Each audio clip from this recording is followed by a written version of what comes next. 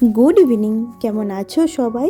আশা করছি তোমরা সবাই ভালো আছো, আর আমরাও বেশ ভালোই আছি।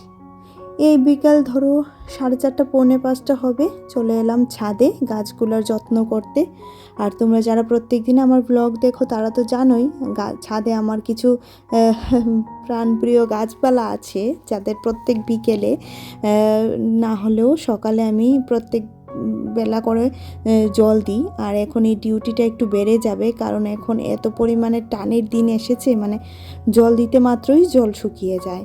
তো সকাল বিকাল করে জল দিতে পারলে ভালো হয়। আর গাছগুলোর অবস্থাও এতটা খারাপ হয়ে আছে, বুঝতে পারছি না যে কবে এগুলা পরিষ্কার করব। আর দেখো এখানে গাছ জল পেয়ে এতটা সতেজ হয়ে আসছে না, কি বলবো। সকালে একবার জল দিয়ে গেছিলাম, তারপর আবার চলে এলাম বিকেলবেলা জল দিতে। এখন এ কটা দিন এমনই করতে হবে, কারণ এখন যেহেতু খুব টানের দিন চলে এসেছে, আর ফাল্গুন চৈত্র মাসে তো খুবই কষ্ট হয় গাছের, আর আমাদেরও কষ্ট হয়, আমাদের শরীরেও জলশূন্যতা দেখা দেয়, সেরকম গাছেরও দেখা দেয়। কারণ ওরা যেহেতু টবে লাগানো আছে, মাটিতে তো নেই যে মাটি থেকে ওরা জল নেবে, তো সেটা ওদের উপায় নেই। তার জন্য টবে ওদেরকে জল দিতে হয়, তাহলে ওরা জলটা নিতে পারবে। আর গাঁদা ফুলগুলো খুব সুন্দর হয়ে ফুটে আছে, সরস্বতী পুজোর জন্য এগুলি রেখেছি। জানি না সরস্বতী পুজো অবধি থাকবে কি না, যদি থাকে তাহলে তো বেশ ভালো হয়।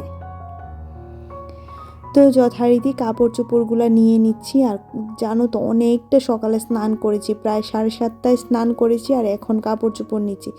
আজকে কিছুই ভালো লাগছিল, ক্যামেরা করতেও ভালো লাগছিল না, জানো তো।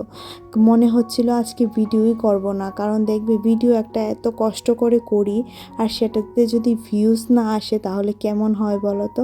তার জন্য ভাবলাম ভিডিও আজকে আর করব না। তারপর আবার ভাবলাম না, ছুটি আমি নেব না, কারণ ছুটিটা যেদিন প্রয়োজন সেদিনের জন্যই রাখি, কি বলো। তো প্রত্যেক দিন সকালবেলা তোমাদের সাথে ভিডিও শেয়ার করি, আজকে ভাবলাম এই পড়ন্ত বিকালেই তোমাদের সাথে ভিডিওটা শুরু করা যাক। যথারীতি ছাদের কাজ বাজ শেষ করে এখন চলে যাচ্ছি ঘরে। ঘরে গিয়ে তো মিঠির আন্টি এসেছে, আন্টির জন্য চা করব। অবভিয়াসলি আন্টি একা নয়, আমিও চা খাবো। আর প্রত্যেক দিন আমার সাথে এটা হয়, ছাঁকনি দিয়ে চাটা ছাঁকতে গেলেই চাটা পড়ে যায়। আমি বুঝি না কেন এটা হয়, কিন্তু প্রত্যেক দিন এই ঘটনাটা হয়। এবার দুজনা মিলে চা খেয়ে নেব, মানে মিঠির আন্টিকে চা দিয়ে দেবো, আর আমার চাটাও আমি খেয়ে নেব। আর মিঠির দুধটা যেহেতু গরম, ঠান্ডা হয়নি, তার জন্য রেখে দিলাম। আর প্রত্যেক দিন বিকেলে এভাবেই আমার বিকেলটা হয়। আর সারাদিনে জানো তো 10-15 মিনিট রেস্ট করার সময় পাই না, কারণ দিনটা আস্তে আস্তে হচ্ছে বড়। যখন বড় দিন হবে তখন হয়তো পারবো নিজের জন্য একটু সময় বের করতে। কারণ একে তো এত ঠান্ডা, দেখতে পাচ্ছ তো আজকে আমি বিকালই ঠান্ডা ড্রেস পরে নিয়েছি, কারণ প্রচুর ঠান্ডা লাগছিল। তোমাদের এদিকের ওয়েদারটা কেমন সেটা একবার আমাকে কমেন্ট করে জানাবে তো। আর সকালে অনেক কাজ করেছি, যেগুলো শেয়ার করিনি। বলছিলাম না ভালো লাগছিল না ক্যামেরা হাতে নিয়ে তোমাদের সাথে কথা বলতে বা ভিডিও শেয়ার করতে, আর সময়ও পাইনি, কারণ মিঠির পাপা আজকে বাড়িতে ছিল না। তার জন্য মিঠিকে বাস থেকে নামিয়ে আনতে হয়েছে। গতকালকেও এনেছিলাম, আজকেও এনেছি। আর এই এক্সট্রা কাজগুলি পড়লে অনেকটাই অসুবিধা হয়। তো গোপাল সোনার সিংহাসনটা কেন দেখাচ্ছি জানো তো, আজকে গোপাল সোনার সিংহাসনের লুকটা পুরোটাই চেঞ্জ করে দেব। একদম গোপাল সোনার বেড কভার থেকে ধরে সব চেঞ্জ করে দেব, কারণ অনেকটা দিন হয়ে গেছে আমি গোপাল সোনার সিংহাসনটা চেঞ্জ করছি না, মানে কাপড় চোপড়গুলো চেঞ্জ করছি না। জয়রামের কাপড় চোপড়, এই দেখো সবার কাপড় চোপড় চেঞ্জ করে দিয়েছি। আর গোপু সোনা আমার ঘুমিয়ে পড়েছে, গোপু সোনার একটা বেড কভার নতুন পেতে দিয়েছি, মানে ধোয়া কাচা বেড কভার পেতে দিয়েছি। আর এই যে এই কাপড়টা পেতে দিলাম এখানে। কেমন লাগছে অবশ্যই জানাবে। আর এখনও একটু তাড়াহুড়োতে আছি, কারণ মেয়েকে আনতে যাব টিচারের বাড়ি থেকে। আর এই যে কতগুলা কাপড় চোপড় বাসন বেরিয়েছে। আর চলে যাচ্ছি এখন মেয়েকে আনতে। আর এখানে কালী পুজোতে দেখো কত মানুষ জড়ো হয়েছে, মনে হচ্ছে অঞ্জলি প্রদান করছে মার চরণে, তার জন্য। আর এখানে দেখো ছুটলাম মেয়েকে আনার জন্য।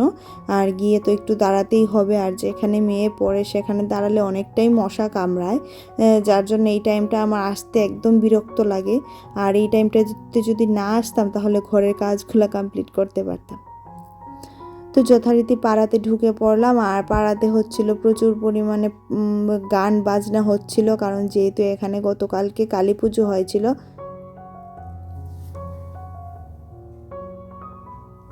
তার জন্য ওরা গান বাজনা করছিল। আর আমি আর মিঠি যথারীতি এবার চলে যাচ্ছে বাড়িতে। ওকে বলেছিলাম দেখবে কি না, সে নাকি দেখবে না। তো একটা বাড়ির গৃহবধূদের অনেক ধরনের কাজ করতে হয়, যেমন এর মধ্যে সবচেয়ে বিরক্তিকর কাজ হচ্ছে এই কাপড় চোপড়গুলো রোদ থেকে আনা, আবার গুছিয়ে গুছিয়ে জায়গাতে রাখা। কার কার এমন হয় বলো তো? কাপড় চোপড় গোছানোটা যেন একটা বিরক্তিকর ব্যাপার। আমার সাথে এই ঘটনাটা হয়। আমি একদম ভালোবাসি না কাপড় চোপড় গোছাতে, কিন্তু যেহেতু শীতকাল, তার জন্য তো প্রচুর কাপড় পরে, সেরকম গুছাতেও হয়, তাই না? তো এভাবে করে আমি আমার কাজ বাজ সেরে নিচ্ছি। আর মিঠিকে যখন নিয়ে এসেছিলাম তখন বাজে রাত 9টা। আর এগুলা করতে করতে আমার হাফ অ্যান আওয়ার মানে 9:30 বেজে গেছিলো।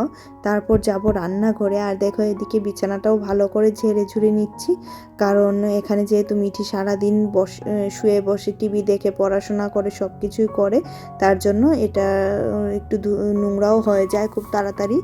আর বিছানার কাপড়গুলোও আমি খুব তাড়াতাড়ি চেঞ্জ করব। হয়তো কালকে চেঞ্জ করতে পারি, কালকে তো শনিবার, কালকে চেঞ্জ করতে পারি, তাহলে রবিবারে ধুয়ে দিতে পারবো।